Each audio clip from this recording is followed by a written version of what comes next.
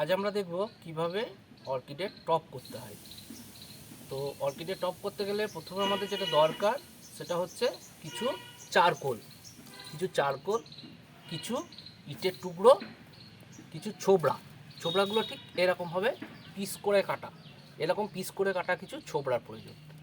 আর অর্কিডের গাছ, এবার অর্কিডের টপ কিন্তু এরকম এয়ারেশন হয়, ঠিক আছে, এরকম ছোট ছোট ছিদ্র করা থাকে। তো আমাদের এই ছিদ্রগুলোকে ব্লক করলে হবে না। প্রথম আমরা অর্কিডের টপ কীভাবে সাজাবো, প্রথমে আমরা এরকমভাবে ছোবড়াগুলো দিচ্ছি।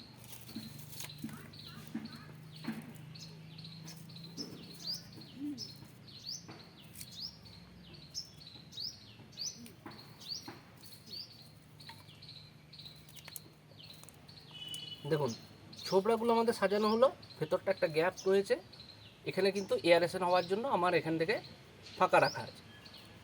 এবার এগুলোতে একটু একটু করে আমরা ইটের টুকরো দেবো।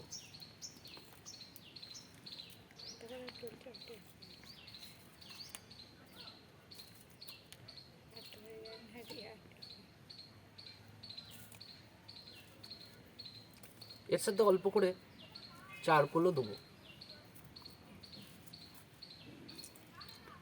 এইভাবে বেসটা তৈরি করার পর অর্কিড গাছটিকে আমরা রাখব। ঠিক এই অবস্থায় আমরা আবার ধীরে ধীরে ইটের টুকরো এবং সঙ্গে চারকোল,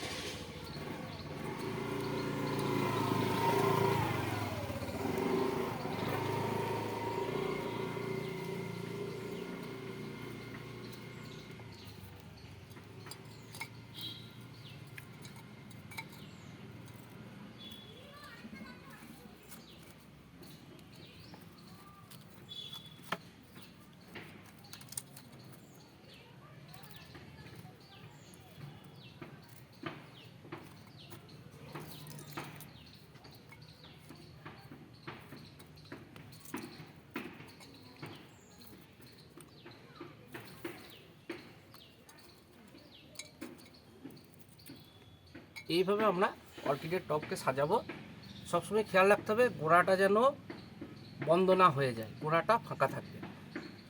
গাছ ঠিক রইলো, সাপোর্টে রইলো, গোড়াটা ফাঁকা থাকবে, এই অবস্থায় রাখতে হবে। এবং গোড়াতে একটু আলো পড়তে হবে। আলোটা আমরা কতটা দেবো, যে পরিমাণ আলোটা আমার দরকার অর্কিড গাছের জন্য, বিশেষ করে ডেনড্রিবিয়ামের জন্য, সেটা খেয়াল রাখতে হবে। এইভাবে ঠিক গাছের 1 ফুট ওপরে যদি আমরা হাত রাখি, তাহলে সেই গাছের উপর আমাদের হাতের একটা কালো শেড, ছায়া পড়বে। এই রকম আলোতে অর্কিডকে রাখতে হবে। এবার এই আলোটা কিন্তু ডাইরেক্ট সানলাইট হলে হবে না, মোটামুটি একটা ইনডাইরেক্ট সানলাইটে হতে হবে। আর আলোটা ধীরে ধীরে বাড়াতে হবে। মোটামুটি আমরা 600 লাক্স আলো থেকে আস্তে আস্তে একে বাড়িয়ে 1500 লাক্স অবধি আলোতে নিয়ে যাব। কিন্তু সেটা সময়ে ধরে এবং একটা লম্বা সময় ধরে আমাকে এটা করতে হবে। হট করেই সূর্যের আলোতে দিয়ে দিলে তখন কিন্তু গাছ পাতা নষ্ট হয়ে যাবে। আলোতে ধীরে ধীরে আমাদেরকে নিয়ে যেতে হবে। আলো কিন্তু দরকার, তা নাহলে অর্কিডে ফুল আসবে না। জলও যেমন দরকার, স্প্রে করে প্রতিদিন আমাদের যেমন জল দিতে হবে, সেরকম আলোটাও আমাদেরকে দিতে হবে। আর এইভাবে টপ করার পর কিছু ফাঙ্গিসাইড যেগুলো পাওয়া যায়, সেই ফাঙ্গিসাইড গাছে স্প্রে করে দেবেন।